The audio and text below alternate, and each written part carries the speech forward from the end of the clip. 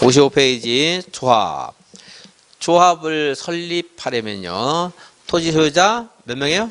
7명 이상이 정관을 작성해서 누구한테 인가받아야 돼요? 지정권자에게 인가받아야 되겠죠? 정권자. 여기서 이제 황야의 7인에서 7명입니다. 아까 7인. 정비사업과 다르죠. 거기는 추진위원회 5글자니까 몇 명이 여기는 5명 이상의 운영위원 하는 말 나오고 그렇습니다. 인가받은 사항을 변경을 하고 싶어요. 신고한다? 인가받아야 된다.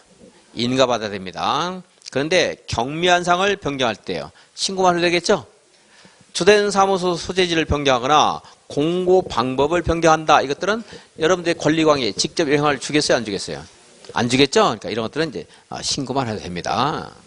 주된 사무소 소재지 변경, 공고 방법 변경 이렇게 경미한 사항 신고한다. 양이 아주 많으면은 그냥 소개도 안 할 텐데 뭐 그렇게 어려운 게 없으니까 신고사항 한번 읽어봤습니다. 도시 조합 설립인가 동의요건은 아까 환지 방식의 도시개발계획 수립할 때 동의요건하고 같습니다. 토지 면적 3분의 1 이상의 토지 소유자의 동의와 토지 소유자 총수 2분의 1 이상의 동의를 받아야 된다 하는 거고요. 그다음에 이렇게 동의한 사람들이 마음이 변해서 동의 의사를 처리할 수 있어요. 언제까지 해야 돼요? 전까지. 인가 신청 전까지 처리할 수 있다. 도시개발구역에는 토지를요 양수한 사람이 있을 수 있잖아요. 근데 그 사람이 양도인이 동의를 했어요. 그럼 양수한 사람도 동의한 것으로 봐요. 동의한 사람의 토지를 양수한 사람은 동의한 것으로 봅니다. 이 사람 처리할 수 있다 없다? 있다. 전까지만 하면 돼요. 이게 양수한 사람은 동의 처리 못한다 이렇게 언뜻 생각할 수 있는데 뭐 동의 처리할 수 있어요. 그 사람도 이제 소유자가 지금 바뀐 겁니다. 그래서 다시 읽으면 토지를 취득한 자는 조합 설립에 그러니까 동의한 자로부터 토지를 취득한 자는 조합 설립에 동의한 것으로 보는데 또 이렇다고 해서 처리 못한다 그러면 안 돼요. 이 사람도 처리할 수 있습니다. 다만 언제까지? 전까지 처리해야 돼요. 조합원들은 이 동의하지 않은 사람도 토지 소유자는 조합원이 됩니다. 다 조합원이 돼요. 근데 토지 수가 필지 수가 많던 적던 아니면 넓던 좁던 간에 평등한 의결권을 가진다. 평등한 의결권. 아주 예외적으로 뭐 이제 의결권 여러 개인 사람도 있는데 그건 너무 양이 많고 어려우니까 그건 버리겠습니다. 자, 기본 원칙 평등한 의결권. 법인격이 있다고 그랬죠? 그래서 공법상 비영리 사단법인이다 했고 따라서 설립 인가 받아서 성립하는 게 아니고 주된 사무소 소재지에서 등기를 해야 성립한다. 그래서 민법 준용할 때 조합을 준용하는 게 아니고 뭘 준용해야 돼요? 법인. 근데 이제 이거 사단법인이니까 사단법인을 준용한다. 조합장, 이사, 감사가 있고 당연히 의결권이 없는 조합원도 있을 수가 있거든요. 근데 의결권을 가진 조합원만 임원이 될 수가 있습니다. 정관으로 정한 바에 따라 총회에서 선임한다. 대의원회가 대신 선임 못합니다. 총회에서만 선임해야 되고. 임원은 아주 중요한 일을 하기 때문에 겸직하면 되겠어요? 안 되겠어요? 안 되겠죠? 직무에 전념해야 돼요. 그 조합의 다른 임원이나 직원 겸할 수 없고 같은 목적 사업을 하는 다른 조합의 임원이나 직원도 겸할 수가 없다. 그래서 도시개발 사업을 다른 곳에 하고 있다. 거기 가서도 끼웃거리면 안 되고요. 전념해야 됩니다. 조합장은 조합을 대표하고 사무를 총괄하고 각종 회의 의장이 된다. 뭐 나와도 답이 아니겠지 이런 것들은 너무 뻔하니까. 이사는 조합장을 보호자하고 조합의 사무를 나누어서 담당해서 뭡니까? 집행을 합니다. 분장한다. 이것도 답이 아니고 조합장이나 이사의 자기를 위한 조합과의 계약이나 소송을 할 때는 누가 조합을 대표한다? 감사가 조합을 대표한다. 이것도 아주 많이 나왔던 건데 최근에는 좀 뜸하긴 합니다만은 이제 너무 자주 맞추니까 이제 이걸 쉽다고 생각하는 것 같아요. 출제하는 사람들 이제. 자, 소송, 계약 말 나오면 누가 대표합니까? 감사. 임원 결격 사유. 임원은 직무에 전념하라고 했죠? 중, 2, 미성년자 임원 될 수 있어요, 없어요? 없죠. 중 하는 것은 금고상의 형의 집행유예 기간 중에 있는 자. 금고 이상형의 집행 종료 후 2년 지나지 아니한 자. 집행이 끝난 후 나올 수 있고 집행 면제받기로 결정된 후 말 나오는데 집행이 끝난 후가 꼭 들어가요. 그 말에 들어갈 거고 형법이라든가 하는 것들에 그러니까 세부적인 내용까지 여러분들한테 다 할 것을 요구하지는 않습니다. 중미 미성년자, 미성년자 피성년 후견인, 피한정 후견인, 미성년자로 대표해서 그 비슷한 그런 의사능력, 사고능력 있는 사람들은 안 됐다 생각하면 되겠죠. 그리고 파산자, 자기 재산도 관리 못하는데 우리 내 재산을 맡길 수 없겠죠. 중이 미성년자, 파산자, 임원될 수 없다. 임원이 되기 전에는 문제가 없었는데 이렇게 사유에 해당되는 사람이 있을 수 있고, 아니면 임원 될 당시에 이러한 사유에 해당되는데 간과하고 임원이 된 사람도 있을 수 있고 그러겠죠. 그것이 이제 적발되거나 이렇게 임원 결격 사유에 해당되게 된 때는 당연히 퇴직을 해야 되겠죠. 그래서 이제 그러한 사유가 발생된 다음 날 퇴직한다 이런 말인데, 여기에 그 내용이 좀 빠지겠는데, 여기는 정비법에는 그 내용이 있을 거예요. 임원 결격 사유에 해당돼서 임원 자격 상실하는 사람이 한 행위는, 과거의 행위는 효력을 유지합니까? 효력이 상실됩니까? 효력 유지한다. 효력 유지. 자, 총의결상 밑줄에 해당되는 사항은 대위원회가 대행할 수 없다. 그랬는데, 자, 거기에 1, 2, 3, 4, 5, 6, 7인데 이거보다도 이제 대위원회가 하는 것은 훨씬 많습니다. 그 중에서 참고 삼아 5, 6, 7 보면 자금 차입이나 자금을 빌리는 방법, 이율, 상환 방법, 환지 예정지를 어디다가 어느 만큼 언제 지정할 것인가, 채비지를 어떠한 방법으로 처분할 것인가 하는 것들, 일상적인 업무들은 대위원회가 하는 겁니다. 이제 대위원회가 없으면 총회에서 하는 거고, 대위원회가 만들어지면 하는데 1, 2, 3, 4는 대위원회가 못해요. 정관 변경, 개발 계획, 수립과 변경, 환지 계획 작성과 변경, 조합 임원을 선임하는 것, 조합의 합병과 해산에 관한 사항, 이런 것들은 대위원회가 하면 돼야 안 돼요? 안 된다. 근데 실시 계획을 수립하거나 변경하는 것은 대위원회가 할 수 있습니다. 실시 계획은 글자 작잖아요, 지금. 밑줄 안 그어져 있죠? 그래서 계획을 다시 그냥 외울지 말고 전체 다시 크게 봐야 돼요. 기억을 여러분들 하시려면. 개발 계획. 대위원회가 저거 작성할 수, 수립할 수 있다, 없다? 없다. 실시 계획. 대위원회가 할 수 있다, 없다? 있다. 환지하려면 환지 계획이 있는데 환지 계획. 대위원회가 할 수 있다, 없다? 없다. 없다. 얘만 할 수 있어요. 계획은. 대실할 수 있다. 대실. 대위원회는 실시계획을 할 수 있어요. 다른 계획 못 돼요. 공급계획은 뭐 이제 대위원회하고 상관없는 거고, 대실할 수 있다. 다음에 이제 정관은 나라로 치면 제가 헌법이라고 있습니다. 헌법, 국민이 결정해야 되겠죠. 대위원회가 못 해요. 이번은 제가 나라로 치면 대통령이라고 있어요. 대통령, 국민이 선출해야 되겠죠. 대위원회가 못 합니다. 조합은 이제 나라로 치면 나라예요. 나라를 없애는 것, 대위원회가 하면 돼요, 안 돼요? 안 되죠. 이완용 같은 자가 없어질 때니까 국민이 결정해야 돼요. 그래서 이제 국가가 비교했고, 2번은 계획을 3개를 쭉 연달아 해놓고 뭐가 빠지는가 눈으로 또 확인하셔야 돼요. 그냥 읽기만 하지 말고. 대실은 할 수 있다고 그랬습니다. 그리고 제일 중요한 건 환지계획이거든요. 우리한테 무슨 땅이 어느 만큼 돌아오는가 중요하죠. 우리가 결정해야 되는 거예요. 대위원회가 하면 안 되고. 실시계획은 이제 공사 일정 같은 것들, 이건 이제 실무와 관련돼요. 실무와. 그러니까 대위원회 할 수 있고. 청산금 징수 교부가 끝났어요. 조합을 해산할 때는 이때는 이제 껍데기밖에 안 남았잖아요. 그러니까 대위원회가 할 수도 있다 이 말이지. 이것은. 그 5, 6, 7 것은 외우는 게 아니고 안 되는 걸 외워놓고 나머지 뭐가 나오면 대위원회가 할 수 있는 거가 되는 거예요. 이제 대위원회가 못하는 걸 기억을 딱 이제 해주셔야 되겠어요. 대위원회는 의결권을 가진 조합원이 몇 명 이상일 때, 50명 이상 할 때 대위원회를 둘 수 있다 그랬죠. 정비사업에서는 몇 명 이상 할 때 대위원회를 둬야 돼요. 100명 이상 할 때 대위원회를 두어야 된다. 대의원 수는 의결권을 가진 조합원 총수의 100분의 10 이상으로 한다. 그래서 의결권을 가진 조합원이 만약에 뭐 300명이다. 그럼 대의원은 30명 이상 이렇게 하라는 겁니다. 100분의 10 이상. 조합원들에게 이제 조합에서 업무를 집행하는 데 필요한 경비 같은 거 부과해서 징수할 수 있겠죠? 근데 부가 징수하는데 조합원 중에 그것을 게을리하는 사람이 있을 수 있거든요. 그럴 때 지자체 시장 군수구청장에게 징수를 위탁할 수 있습니다. 그럼 징수한 금액의 100분의 4 지급해야 돼요. 자, 얼마 지급해야 돼요?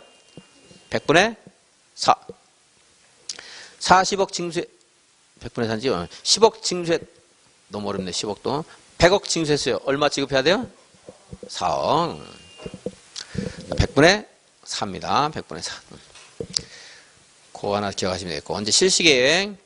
실시계획을 작성하면 지정권자에게 인가를 받아야 됩니다. 그럼 이제 지정권자가 이제 고시를 하게 되는데, 이 실시계획은 당연히 개발계획이 사업의 시작이기 때문에 개발계획이 맞아야 되겠죠? 여기에서 개발계획에서 도시개발 사업을 여기서 하겠다, 무슨 사업을 하겠다 하면 그에 맞게 실시계획을 작성해서 인가를 받아야 됩니다. 개발계획이 맞아야 되는 것은 너무 당연하고요. 실시계획에는 도시개발구역은 지구단위 계획구역으로 의제가 됐잖아요. 맞아요? 지구단위 계획구역은 뭐가 있어야 돼요? 지구단위 계획이 있어야 되죠. 그죠? 그래서 실시계획에는 뭐가 포함돼야 돼요? 지구단위 계획이 포함돼야 된다. 그래서 뭐 용건, 용이, 그리고 기반시설에 관한 사항, 교통처리에 관한 사항, 환경에 관한 사항, 이런 것들 포함돼야 되는 게 있고, 포함될 수 있는 것도 있고, 그렇습니다. 어쨌든 지구단위 계획을 이제 포함해서 실시계획을 수립해야 됩니다. 작성해야 됩니다. 근데 지구단위계획은 도시군 관리계획 일종이죠. 맞아요? 그죠? 그래서 지구단위 계획뿐만 아니고 이제 도시군 관리계획과 관련된 사항이 이 실시계획 안에 포함될 수도 있어요. 그래서 도시군 관리계획, 지구단위 계획이나 기타 도시군 관리계획에 관한 사항이 포함돼서 실시계획 인가 또는 고시되면 그러면 관련된 도시군 관리계획이 결정 고시된 것으로 본다. 이게 지구단위 계획으로요. 이곳에 이렇게 지구단위 기반시설 설치 같은 거 할 수 있거든요. 지구단위 계획으로 기반시설 설치 계획이 만약에 포함돼서 실시계획이 고시가 됐어요. 그럼 기반시설을 설치한다는 것도 도시군 관리 계획 일종이잖아요. 그죠? 그러면 관련된 도시군 관리 계획이 고시된 것으로 본다. 그래서 이 도로 설치할 때 도시군 관리 계획 또 다시 위반할 필요가 있다 없다? 없다 이 말이에요. 그죠? 근데 만약에 종전에 도로가 이렇게 설치되기로 했었습니다. 도로가. 근데 실시계획으로 하얀색 도로 설치하기로 했어요. 그러면 하얀색의 도시군 관리계획 결정 고시됐다고 봤죠? 이것과 접속되는 종전의 도시군 관리계획은 이 실시계획으로 변경된 것으로 본다. 이거 바꾸기 위해서 만든 거였지. 그래서 서로 무슨 접촉일 때는 국법이 우선해요? 신법이 우선해요? 신법이 우선하는 거죠? 그러니까 종전의 도시군 관리계획은 이 도시군 관리계획으로 변경된 것으로 본다 하는 거예요. 그치? 그래서 갖고 어떤 분은 옛날 거가 우선한다 이런 분인데 옛날 거가 아니고 이제 우리 나이 든 사람들은 그렇게 주장하면 좀 좋을지 모르겠지만 젊은 사람 싸울 때 신법이 우선하는 겁니다. 자, 그럼 이제 57페이지 맨 위에 실시계획에 뭐가 포함돼야 돼요? 지구단위 계획이 포함돼야 된다. 그래서 이건 제가 외울 때 실제로 시험에 나온다고 했어요. 실시계획에 지구단위 계획이 포함돼야. 개발계획에 지구단위 계획이 포함돼야 된다. 맞아요? 틀려요? 틀렸어요. 그건 개지가 돼서 그것은 개는 잘 말을 안 들어서 안 돼요. 실제로 시험에 나와요. 실제로. 실시계획을 고시하면 고시된 내용 중에 국토계획법에 따라 도시군 관리계획으로 결정해야 될 사항, 그 사항은 해당 도시군 관리계획 결정 고시된 것으로 본다. 그러니까 도시군 관리계획을 따로 결정할 필요가 있다 없다? 없다 이 말이에요. 여기서 이제 끝나는 겁니다. 그렇다면 종전에 도시군 관리계획으로 결정된 사항 중 실시계획을 고시할 때 그 내용에 포함된 도시군 관리계획과 저촉되면 고시된 내용으로 변경된 것으로 본다. 지금 여기서 고시한 것이 우선하다 이 말이에요. 바뀌었어요. 이제 지형도면 고시해줘야 우리가 알 거 아니겠어요. 그죠? 원래는 도시군 관리계획은 언제 효력 발생해요? 지형도면 고시한 날. 그런데 그 지형도면 고시한 날 효력을 발생시키는 주된 이유가 우리들이 도시군 관리계획에 의해서 토지 이용에 대한 제한을 받기 때문이에요. 그 지형도면을 보고서 우리가 이용하라 이 말인데 여기 도시개발구역에서는 이 도시군 관리계획은 우리들하고는 직접 관련이 없어요. 누구하고 관련된 거야? 이 사업 시행자하고 관련된 거지. 이 안에서 토지를 이용하는 사람은 도시군계획서 사업 시행자가 이용하는 거지 우리가 가서 거기서 건축물을 건축하거나 이러진 않아요. 그러니까 우리들은 지형도면을 좀 뒤에 알아도 상관없어요. 지형도면은 사업 시행 기간 내에 해야 된다. 할 수 있다. 그러니까 그러니까 도시개발 사업 시행하는 기간 동안에만 이제 지형등 고시해주면, 그럼 이제 공사 다 끝났을 거 아니에요. 사업이 끝났어요. 그럼 지형등 그때는 우리는 알아야 돼요. 이제 이용하려면 우리들이 알아야 되니까. 그래서 지형도면은 언제 해주면 돼요? 여기서 꼭 지형도면 고시해야 효력 발생하는 게 아니고, 여기는 거꾸로 이제 지형도면은 도시개발 사업 시행 기간에 할 수 있다 말이야. 정비사업도 똑같은 말이 나와요. 정비사업으로 용도지역이 바뀌었습니다. 주거환경 개선 사업에서 만약에 사호 방식에 따른 주거환경 개선 사업이다. 그럼 3종 일반 주거지역으로 결정 고시된 것으로 보게 되는데, 그 3종 일반 주거지역으로 용도지역이 바뀌게 되면 지형도는 고시를 해줘야 되거든요. 근데 그 지형도는 고시는 언제 해주면 된다는 거예요? 정비사업 시행 기간에만 해주면 된다는 거예요. 왜? 정비사업 시행 기간 동안은 우리가 가서 뭘 하는 게 아니거든요. 3종 일반 주거 바뀐 거 우리는 몰라도 상관없어요. 사업 시행자가 알고서 공사 다 끝나면 그때는 이제 우리도 알아야 되겠죠. 지형도면은 언제 하면 돼요? 사업 시행 기간에 할 수 있다. 임대주택 건설계획, 도시개발 사업에 따른 세입자 등의 주거 안정 등을 해서 임대주택 건설 용지 조성 계획이나 임대주택 건설 계획을 수립해야 됩니다. 원칙이에요. 이 말은 기억 안 해도 돼요. 이것도 면제되는 경우가 있는데 그건 이제 무시하겠습니다. 시험에 시험에 한번 나왔지만 또 나오려면 언제 나올지 모르기 때문에 안 하겠습니다. 그것은. 자, 임대주택을 건설했으면요. 도시개발 사업 시행자가 임대주택을 건설했어요. 내가 거기에 거주하거나 아니면 임대 사업을 하려고 만든 게 아니고 법에서 강제가 된 거예요. 따라서 이 임대주택은 사업 시행자가 11조 1항 1호부터 4호까지의 규정에 해당되는 자, 공공시행자입니다. 누구냐면 국지공출방 말하는 거예요. 국가나 지자체가 1호에 있기 때문에 국지공출방 5명이지만 1호부터 4호 이렇게 말을 해요. 국지공출방의 자 중 주택 건설이나 주택의 공급, 주택 임대를 할 수 있는 자는 시행자가 요청하는 경우에 임대주택 건설 용지나 임대주택을 인수해야 한다. 그러니까 누가 인수해야 돼요? 공공시행자. 예를 들어서 거기까지 안 물어보는데 공공기관 중 한국담배인삼공사 얘네들 인수하겠어요? 안 하겠어요? 안 해요. 걔는 주택과 상관없으니까. 걔는 담배 팔아서 건강을 해친 다음에 이제 홍삼을 팔아서 건강을 다시 회복시켜주는 일을 하는 거지. 주택 건설 안 하거든요. 한국토지택공사 얘네들 대표적이 되겠죠. 이제 자, 공공기관이 인수해야 된다. 제가 책에 안 써놨는데 이제 건설용지 인수가격 나올 수 있어요. 건설용지. 그 임대주택 건설용지가 있고 이제 임대주택을 건설한 건축 비용이 있겠죠. 자, 그래서 만약에 임대주택 건설용지는 기부 체납 그러면 가입했다. 건설용지 기부 체납한 것으로 본다. 그러면 틀렸어요. 건설용지 기부 체납 맞아요? 틀려요? 틀렸다. 이렇게 해가지고 나중에 섞여가지고 여러분들 그냥 봐는 기억이 안 납니다. 막연히 외워서는 이해를 해야 돼요. 시험을 보는데 임대주택이 됐던 소형주택이 됐던 주택법이든 정비법이든 도시활법이든 어쨌든 간에 용적률 완화하는 말이 설문에 있던 지문에 나왔어요. 설문에 있던 지문에 나왔어요. 만약에 용적률 완화 그럼 기부채납이에요. 용적률 완화 그럼 뭐예요? 기부채납. 용적률이 만약에 똑같은 상태인데요. 면적이 땅이 넓어지면 연면적이 커지겠죠. 그죠? 근데 땅이 똑같아도 연면적이 커질 수가 있어요. 어떻게 하면? 용적률이 커지면. 그러니까 용적률을 완화하게 되면 사실은 똑같은 용적률일 때 내가 국가로부터 땅을 무상으로 공급받은 거랑 똑같은 거예요. 그러니까 용적률이 완화됐다. 그럼 용지비용은 기부채납이에요. 줄 때 국가에게 돌려줄 때 기부채납. 근데 이제 용적률 완화라는 말 있어요? 없어요? 없죠? 그럼 내 땅이 뺏긴 거나 마찬가지. 뺏긴 거예요. 그러니까 토지는 용지비용은 그 법이 정한 비용에 준해서 환산을 받는 거예요. 내가 받는 거예요. 이 임대주택 인수자에게. 근데 만약에 설문에 이제 여기 도시활법 없고 이제 정비법이나 주택법에 나오거든요. 용적률이 얼마 완화했다 이 말 나오면 여기서 용지비용은 기부채납. 거기 무슨 말이에요? 용지비용 환산하는 것이 도시활법, 정비법, 주택법, 그 정비법에 두 가지가 있고 그래서 굉장히 복잡해서요. 그러니까 말하기 어려워요. 여기서도 뭐 굉장히 복잡해요. 감정가액이 뭐 100분의 100, 100분의 90, 100분의 80 하는 것도 있고 복잡한데 알라고 하지 말고 그 나오면 그 틀리는 거고요. 그러니까 여기는 용적률 완화라는 말이 있어요, 없어요? 없죠? 그러니까 그냥 무슨 감정가격을 한다 이런 말 볼 필요도 없이 그 말이 나오면 그건 틀리는 거고 물어보면 그 나올 수도 없고요. 자, 기본시납 이 말 하면 틀렸다. 근데 정비법이든 주택법이든 용적률 완화 그랬어요. 근데 이제 건축 비용은 또 복잡해서 말 안 합니다. 무슨 말 붙어 있을 수도 있어요. 그냥 다 무시하고 용지비용에서 이제 용적률 완화한다고 했는데 용지비용은 무슨 비용으로 한다 이 말 나오면 다 틀린 거예요. 뭐라고 해야 돼요? 기부 체납.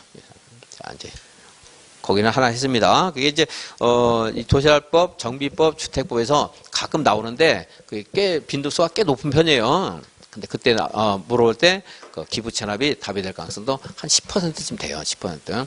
누가 인수하는가? 이것도 한 10%, 15%, 이건 한 15%, 20%예요. 누가 인수하는가? 자, 주택은 국가도 국민에게 주택을 공급해야 되고 지자체도 국민에게 주민들에게 주택을 공급해야 돼요. 근데 어느 특정 지역에 주택이 있으면 그걸 우선적으로 활용할 수 있는 기회는 누구한테 주는 게 원칙이겠어요? 지자체. 그래서 국가나 지자체가 인수를 해야 되는데 우선 인수권은 누구한테 있다? 지자체에 있다. 이제 그 두 가지를 알면 여러분들이 한 25%, 40% 정도는 공부를 한 거, 30% 정도는 공부를 한 건지 나왔을 때 해당 파트에서 좀씩 다시 또 보겠습니다. 58페이지 도시개발 사업 시행. 도시개발 사업은 수용 사용 방식과 환지 방식, 혼용 방식이 있다. 수용 사용 방식은 계획적, 체계적인 도시개발 등 무슨 조성과 공급한다고 했어요. 집단적인 조성과 공급을 한다. 환지 방식은 대지로서의 효용을 증진시키기 위해서 교환, 분합, 형질 변경하거나 공공시설의 정비가 필요한 경우. 이 말 나오면 무슨 방식 할 수 있어요? 환지 방식.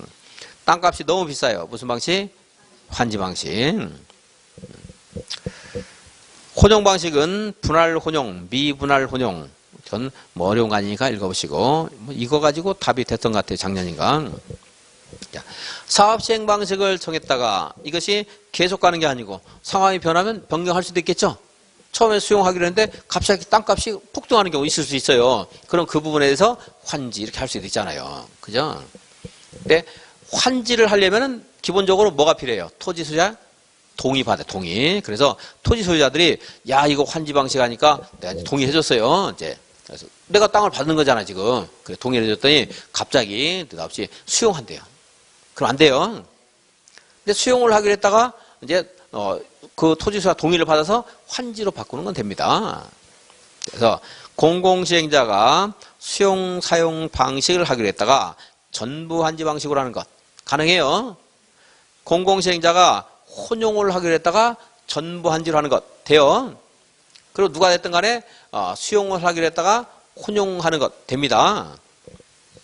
근데 그 앞에 공공시행자, 일반시행자 이거를요.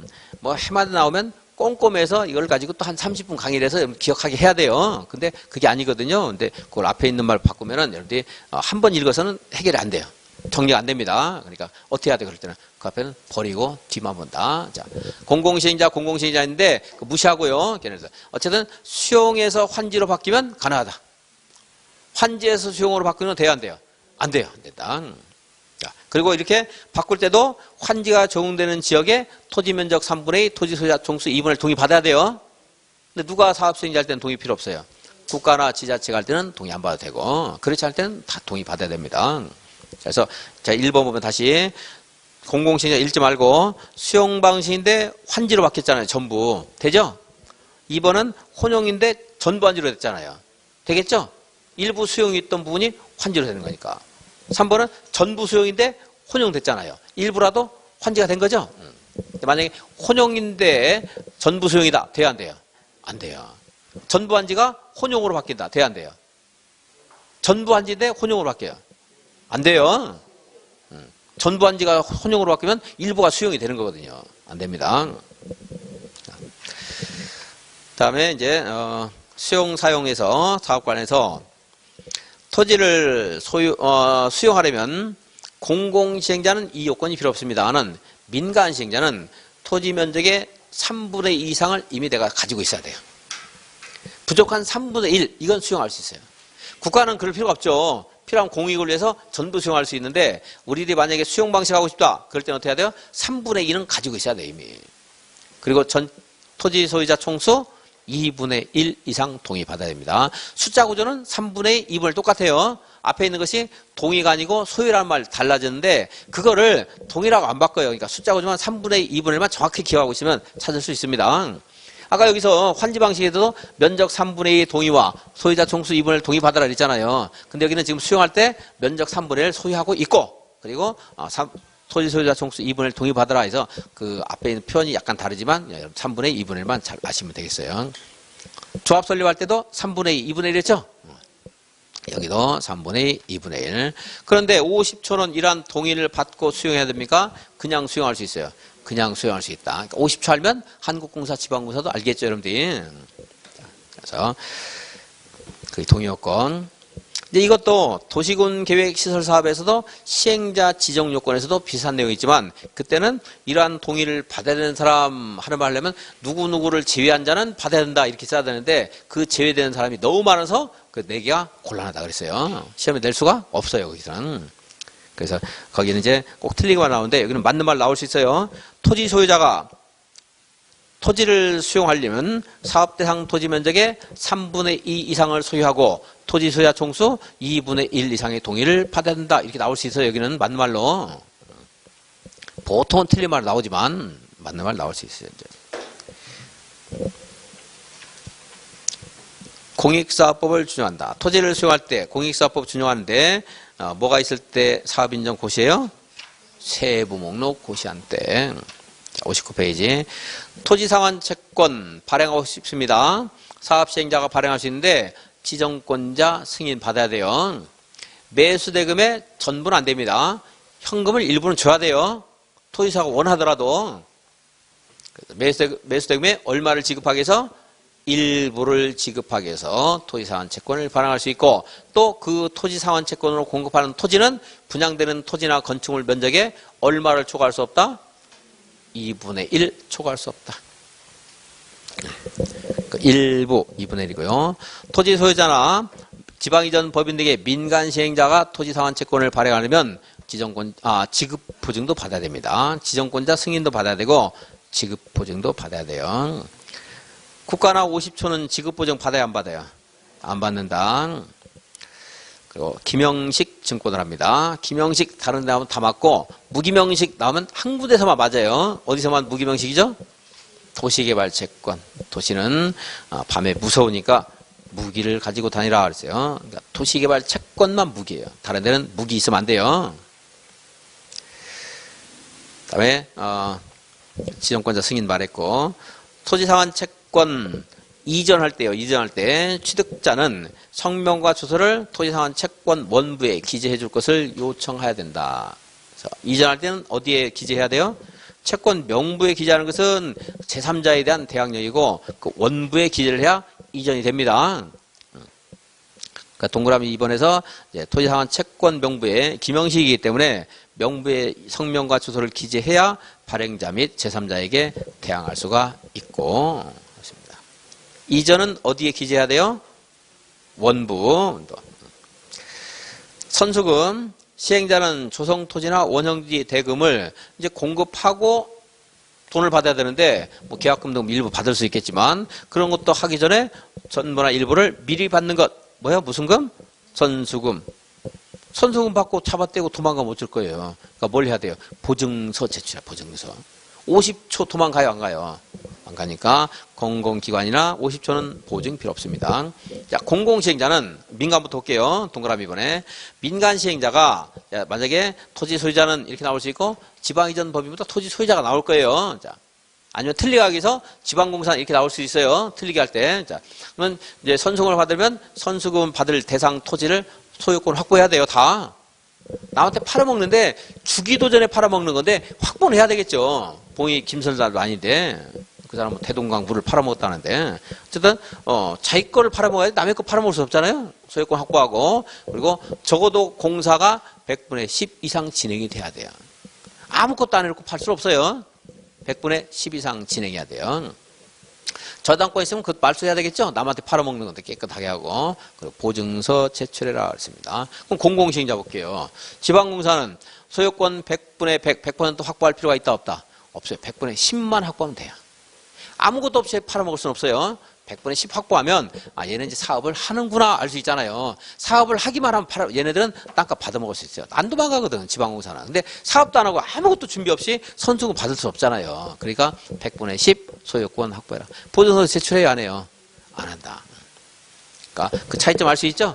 공공은 그냥 100분의 10, 10% 만약에 대지가 만제곱미터다 이런 1000제곱미터면 확보만 하고 오면 돼요. 공사 아직 안 해도 팔아먹을 수 있어요. 땅값 다 받을 수 있어요. 근데 민간의 경우에는 이제 확실히 다 확보하고 공사를 100분의 10이야. 공사 100분의 10. 그리고 보증서 제출해야 된다. 보증서는 뭐 특별한 말이 아니니까 꼭 여기서 확인 안 해도 알 수 있겠고, 이제 소유권 확보와 공사 진척률 이거 두 개의 차이점만 구별하시면은 문제 나왔을 때 찾을 수 있을 겁니다. 원형지도 지정권자 승인 받아야 됩니다. 아까 공 들어간 애들한테 공급할 수 있다고 했죠? 공법인인 국가나 지자체, 공공기관, 지방공사, 공모에 선정된 자, 공부하는 학교, 공장 부지로 이용하려는 자, 공. 원형지 공급 면적은 도시개발구역 전체 토지 면적의 3분의 1이래. 그래서 제가 이제 학생 여러분들이 가끔 그 암기 팁 같은 거를 얘기해 주는 경우가 있는데, 제가 이제 오늘 말한 부조금 10만 원 이상 되려면 부담된다. 이걸 엊그저께 술을 먹다가 학생 한 명이 알려서 했고, 그리고 요것도 이제 공 들어간다 했는데, 학교가 뭐지? 학생 한 분이 딱 봐라. 공부하는 학교 그러길래 딱, 잘했으면 고맙습니다. 학생한테 팁 얻은 건 두 가지가 있어요, 이제. 여러분들 해주시면은, 팁을 멋있는 걸 주면은 밥을 사드려야지. 제가 계속 써먹고 여러 사람 써먹는데, 요거 원형지 학교, 공부하는 학교 이분한테는 내가 못 해드리는데, 부담구역 하는 사람은 이제 만나갖고, 이제 장어구에서 이제 술을 같이, 술값을 냈는데, 그러니까 밥값보다 더 많이 들었네. 나도 좀 부담이 됐어요. 10만 원도 더 넘게 나왔어. 그러니까 10만 원 넘게 나와서 부담이 좀 됐는데, 자, 부담구역은 얼마? 10만 이상. 자, 원형지 전체 면적 얼마 이내? 3분의 1이네. 자, 원형지 매각 금지 기간이 있죠. 몇 년이에요? 10년. 그런데 제한 안 받는 자 2명 있죠? 누구예요? 국가나 지자체. 자, 좀 전에 이제 원형지 공급의 상대방을 봤는데, 국가나 지자체. 한 명이에요? 여러 명이에요? 국가 몇 명이에요? 하나죠? 여러분 이중 국적자가 있는 분인 것 같네. 여기 국가가 여러 명이라고 보니까 하나에 하나. 상대방이 무슨 계약이에요? 수의계약. 경제입찰은 일단 상대방이 여럿이는 걸 전제로 해서 경제입찰이 있는 거잖아요. 추첨이나 경제입찰. 그죠? 그래서 자, 원형지 개발자의 선정은 무슨 방법을 한다? 수의계약으로 하고, 수의계약은 계약 내용 그리고 계약 방식 이런 것들을 자율적으로 결정한다 이 말이에요. 당시 합의에 따른다는 거예요. 그러니까 원형지 공급 가격은 감정 가격으로 한다. 그러면 안 돼요. 감정 가격을 바탕으로 해서 기반시설 설치 공사비를 더한 금액을 기준으로 협의하여 정한다. 이렇게 됐어요. 그냥 그래서 앞에 있는 말도 필요 없는 거예요. 협의해서 정한다 알면 되는 거지. 뭐 개발 이익이 반영된 감정 가격이 기반시설 설치 비용을 뭐 공사비를 더한 금액을 기준으로 이런 말 필요 없어요. 이제. 만약에 감정 가격으로 한다 그러면 돼야 안 돼요. 틀렸다. 수의계약에서 알 수 있어요. 수의, 협의, 수의. 당사 합의에 따른다. 협의. 좀 더 이제 어려운 문제가 있는데 그것은 문제 풀면서 나왔을 때 설명을 한번 드리겠습니다. 지금 여러분 헷갈려가지고 잘 정리가 안 될 거거든요. 자, 기본 원칙은 무슨 방식 원칙 기본이 수의계약. 뭐 예외도 있을 수 항상 예외가 있을 수 있습니다. 자, 조성토지 공급. 이건 이제 원형지가 아니고 조성토지를 말하는 거예요. 조성토지 공부할 때 공급 계획은 이제 공급 일정 같은 것들이기 때문에 인가안 받고 제출만 하면 되고요. 자, 조성토지를 공급할 때는 실시계획에 따라 공급해야 된다. 실시계획에서 택지 조성한다고 작성했는데 그걸 뭐 공장 부지로 공급하거나 이러면 안 되잖아요. 그죠? 실시계획에 따르는 거고 당연하고. 가격을 평가할 때는요, 기본 원칙은 감정가격입니다. 공법적인 영역에서 토지에 대한 평가는 감정가격. 그런데 여기 이제 일반적인 토지를 공부할 때는 무슨 방법을 해야 돼요? 경쟁입찰. 예외가 하도 많아서 이게 꼭 원칙인가 싶을 정도로 예외가 많은데, 기본 원칙, 특별한 말이 없다. 그럼 무슨 방법입니까? 경쟁입찰. 근데 아까 원형지는 상대방이 딱 정해져 있었잖아요. 공모에서 선정된 자, 지방공사 이러니까, 기본 원칙 그러니까, 그건 수의계약이고. 근데 마지막에 이제 학교나 공장 용지로 사용하려는 자인데, 그걸 지금 공부하면 너무 헷갈리니까, 그건 나중에 이제 빨리 할게요, 이제. 자, 그래서, 경쟁입찰 방법을 하는데, 다음의 경우에는 추첨으로 할 수 있다. 그랬죠? 국민주택 규모의 주택건설용지. 자, 면적과 관련된 게 두 가지가 있어요.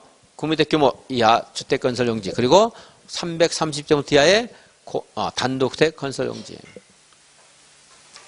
그리고 주택과 관련된 게 하나 더 있는데 공공택지.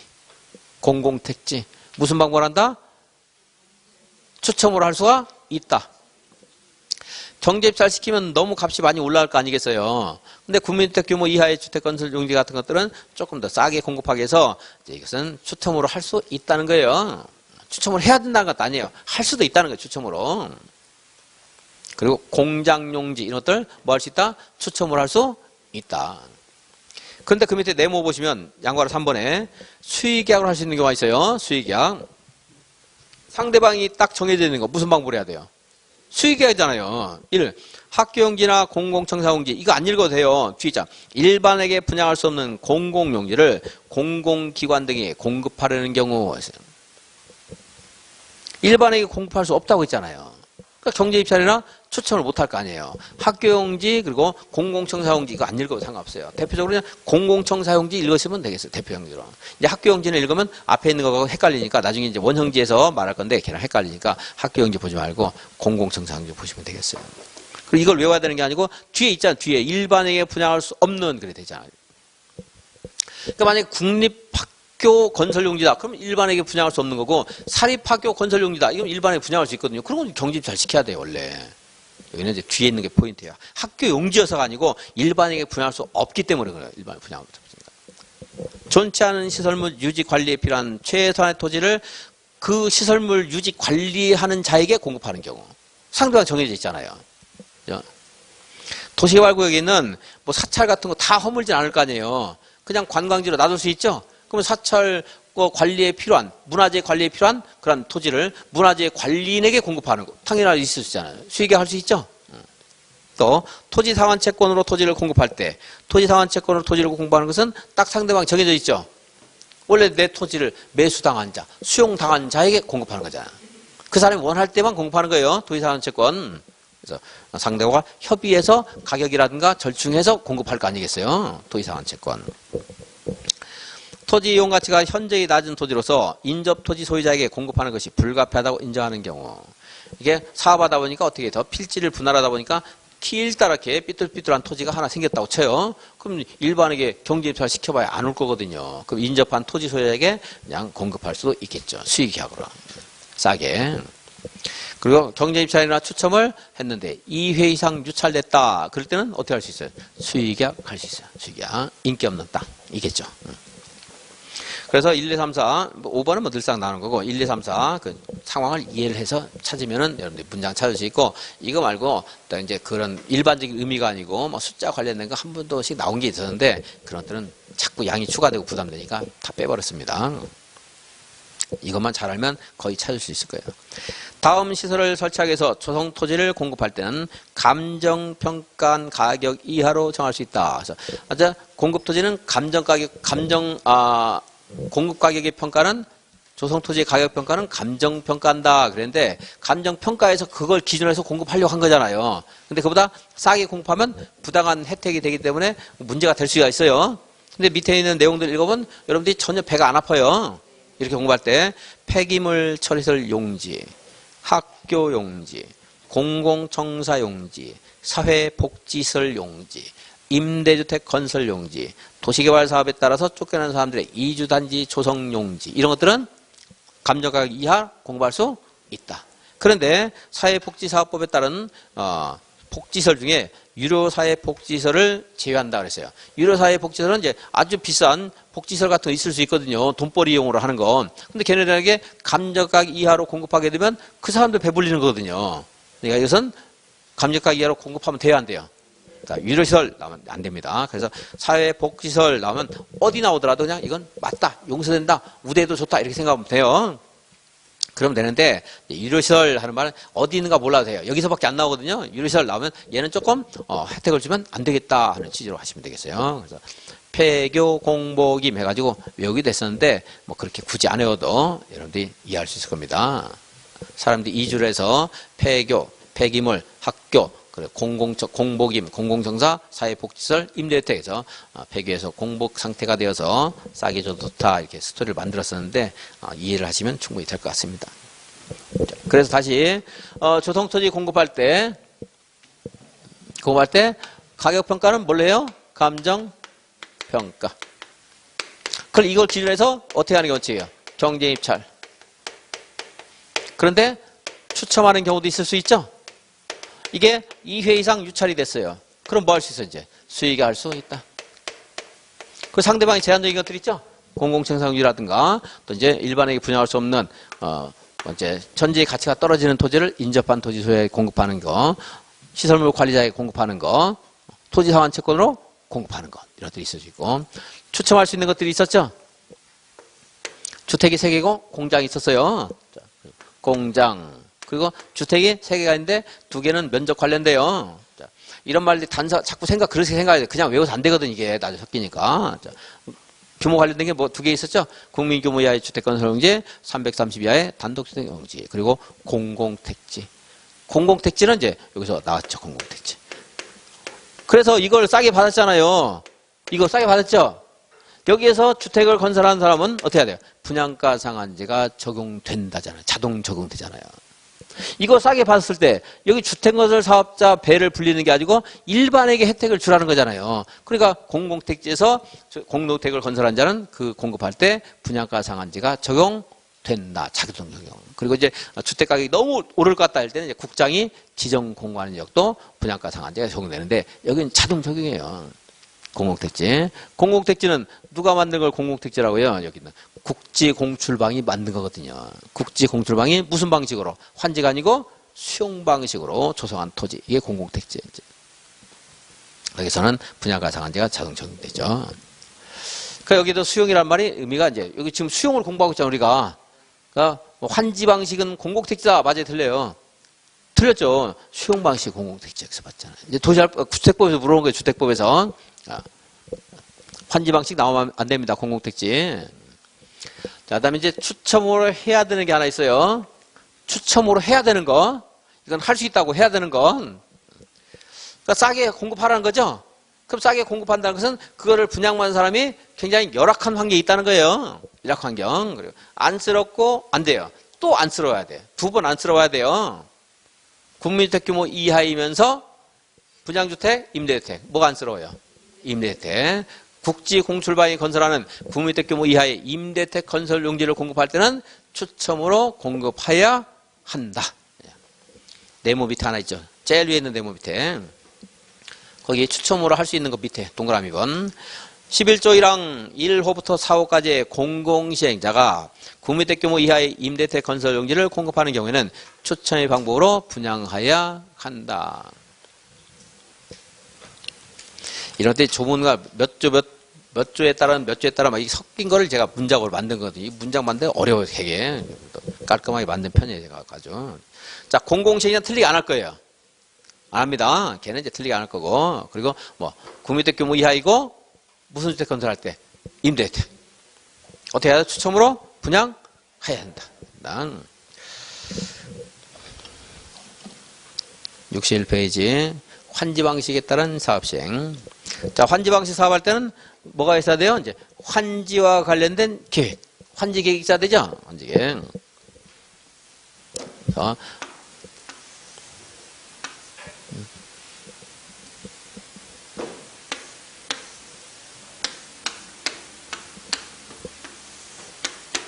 이것을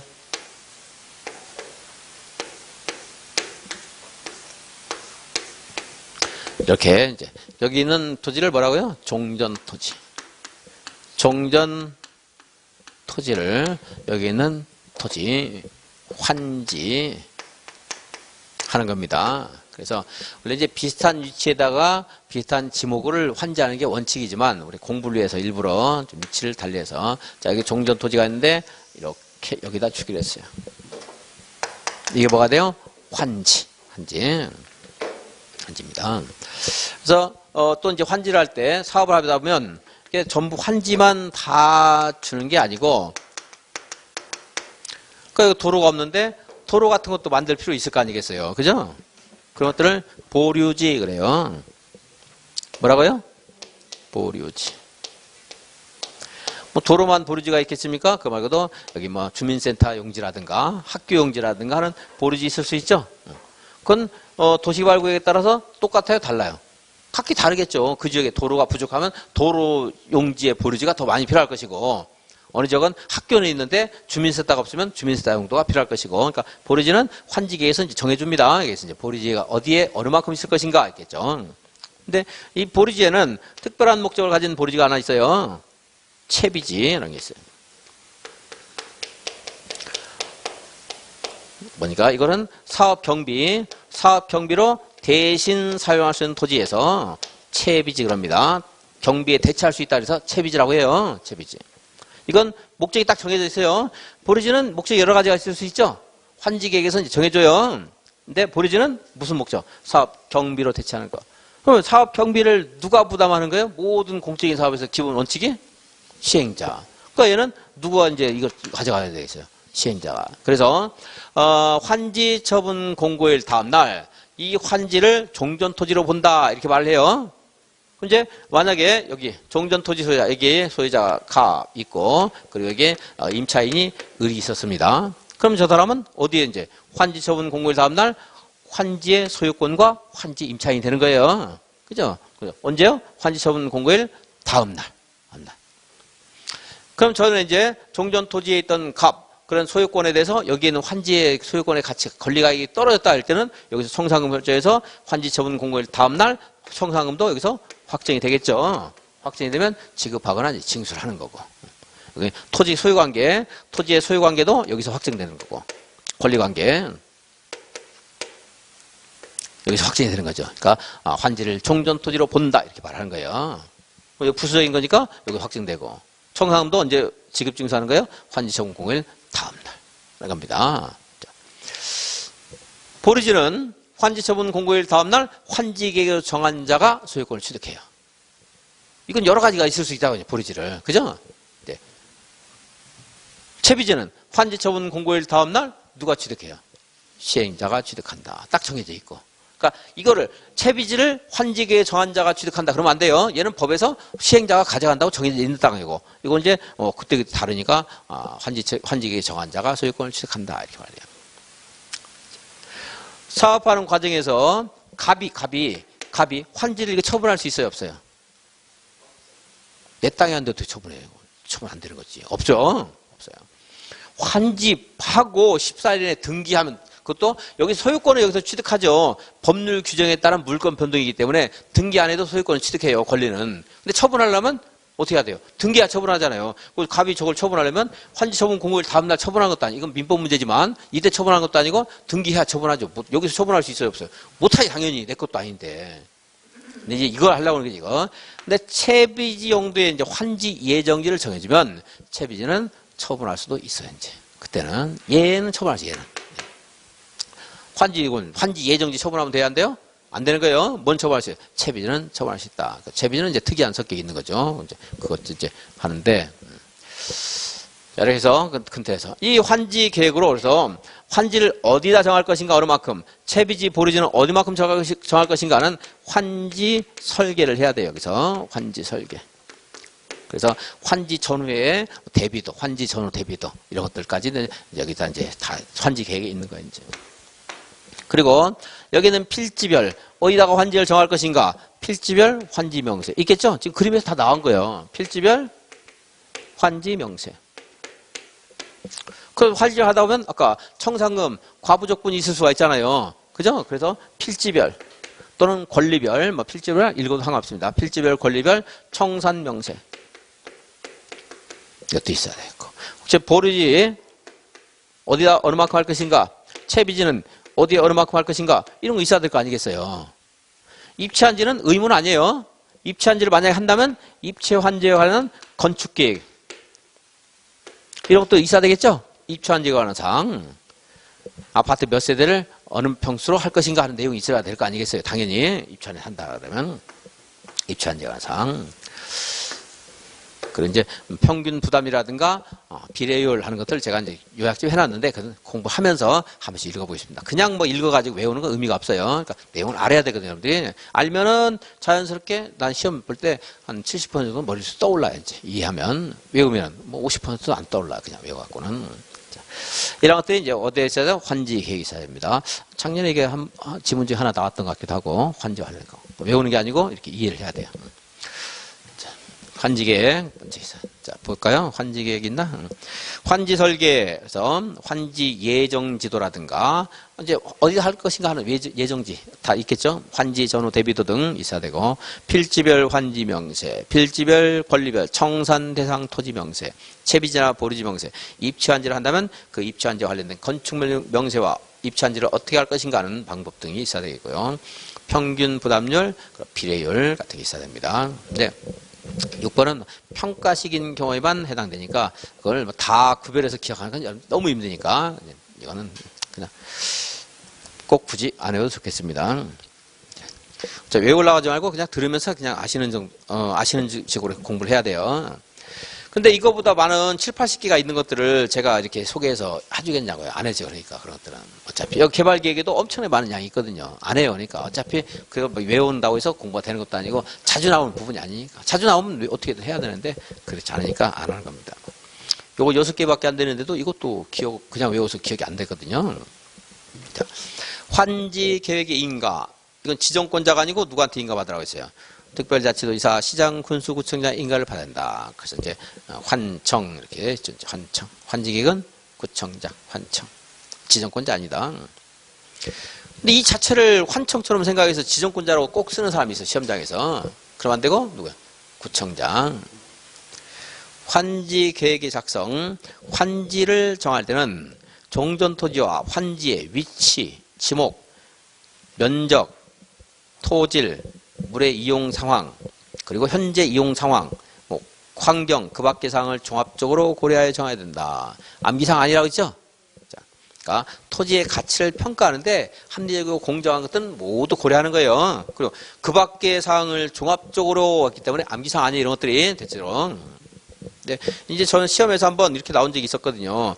위치와 지목은 고려 사항이지만 면적과 토지는 고려 사항이 아니다. 이렇게 딱 한번 나온 적이 있었어요. 그러니까 그걸 막 외우는데 그건 고려하지 않는다는 말 나왔다면 틀린 거예요.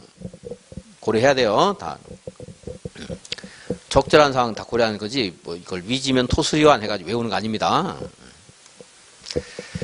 다음에 동의에 따른 환지 제외. 자, 환지를 여기까지 보고 싶으시겠습니다. 자. 환지를 이제 환지에 따라 사업 시행자가 환지의 그런 그 계획을 수립하게 되는데 여기에는 토지 소유자가 저기서 환지를 받지 않겠다고 하는 사람도 있을 수가 있습니다. 그럴 수 있죠. 환지 지정, 환지를 제외를 신청할 때 이제 그러니까 상대방 그 토지 소유자의 동의를 받았거나 아니면 토지 소유자가 적극적으로 신청해서 환지 제외 신청하게 되면 환지를 정하지 않을 수가 있는데 문제는 만약에 이 토지에 아까 것처럼 임차인이 있다. 그럴 때는 환지 제외 신청을 토지 소유자 의사만 가지고 안 돼요. 임차인의 동의도 받아야 됩니다. 자, 그래서 그런 말을 했죠. 제가 임차인 보호한다. 그럼 맞고 보호하지 않는다. 그럼 틀렸다고 그냥 공부해도 된다고 했어요. 자, 임차인이 있을 때, 임차권자 등이 있을 때 임차권자 등의 동의도 받아야 한다. 환지 제외 신청할 때, 환지 제외 동의할 때. 환지를 제외할 때, 환지를 정하지 않을 때는 어떻게 해야 돼요? 임차인 등이 있으면 동의도 받아야 됩니다. 그런데 다음의 토지는 환지를 정하지 아니할 토지에서 제외할 수 있다. 그러니까 내가 환지를 받기 싫어도 받아야 되는 거, 강제로 받을 수 있는 거, 받아야 되는 거. 1. 순환용 주택이나 군사시설을 설치를 한 토지. 2. 종전과 같은 위치에 종전과 같은 용도로 환지를 계획하는 토지. 2번 같은 경우는 이제 환지를 받지 않을 이제 물론 그 환지를 하느냐만에 따라 사업의 그 상황에 따라서 환지를 그러니까 환지 2번 같은 경우에도 환지를 정하지 않았을 때 사업에 지장이 없으면 환지를 부지정을 신청해서 그냥 청산해줘도 돼요. 근데 사업에 지장을 초래할 것 같으면 환지를 제외한다는 건데 그 환지 제외를 제한한다는 건데 종전과 같은 위치에서 종전과 같은 용도로 환지를 하게 되면 계획하게 되면 내가 토지 소유자 입장에서 거부할 명분이 좀 줄어드는 거라고 볼 수 있는 거 아니겠어요? 그죠? 나는 농경지였는데 상가로 만든대요. 난 농사가 천직이에요. 농사만 짓고 살았어요. 근데 나는 환지 제외시키는 거, 그럼 내 청산금 봐서 다른 데 가서 농경지 내가 매입해서 농사 짓고 살겠다. 이런 사람이 있을 수 있잖아요. 근데 2번 같은 경우는 그런 명목이 좀 줄어든다고 볼 수 있죠. 읽으시고. 답 아니에요, 얘네들은.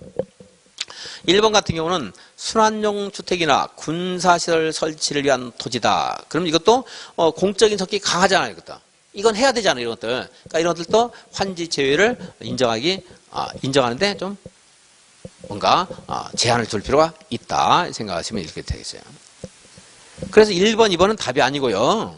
자, 3번 환지 제외를 신청한 토지 면적이나 또는 그 평가액이 모두 합해서 구역 전체 토지 면적이나 평가액의 얼마 이상이 될 때 100분의 15 이상이 되는 경우로서 환지를 정하지 아니할 경우에 사업 시행이 곤란하다고 판단되는 경우 국공유지를 제외하고 했는데 그것은 이거 공부하면 너무 어려우니까 버리고요. 그러니까 환지 계획구역 면적의 토지가 1000인데요. 근데 거기서 내가 토지를 150을 가지고 있어요. 150. 굉장히 많이 가지고 있는 거죠. 근데 나는 환지 안 받겠다고 내가 버팅기면 나한테 보상금 줘야 될 거 아니겠어요? 청산금 줘야 될 거 아니에요. 그럼 사업하기가 굉장히 곤란할 수가 있어요. 너무 큰 땅에 대해서 환지를 제외를 신청하게 되면. 그래서 그러한 경우에는 환지 제외에서 환지를 정하지 아니할 토지에서 제외할 수 있다. 즉 환지 부지정 신청을 제한할 수 있다 이 말이에요. 이제 너 그냥 환지 받아라 이렇게 강제할 수 있다는 겁니다. 자, 그럼 이제 그 내용 몰라 그냥 기계적으로 숫자 얼마예요? 100분의 15 이상. 100분의 15 이상.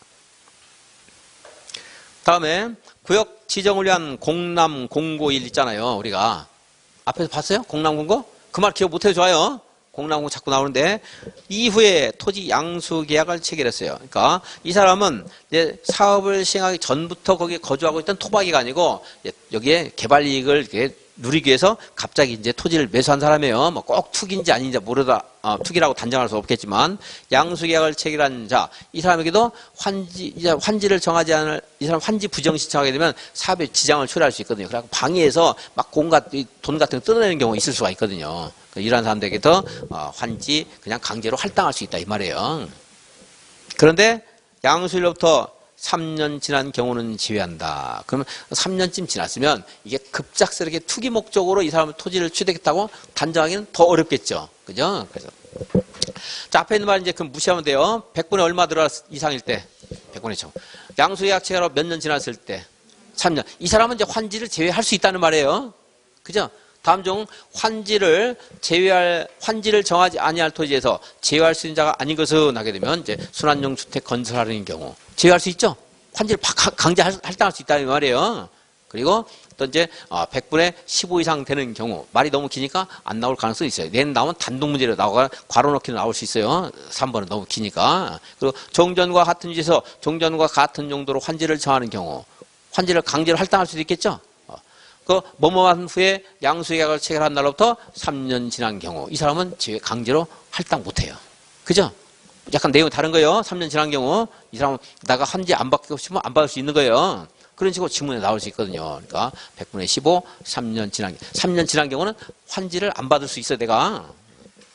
자, 그래서 비교해 보시고 단독 문제 나오면 문제 내기 뭐 그런 정도로 딱 낼 수가 있겠고 62페이지 여기까지 보고 10분 쉰다고 했죠. 10분 쉬었다가 보겠습니다.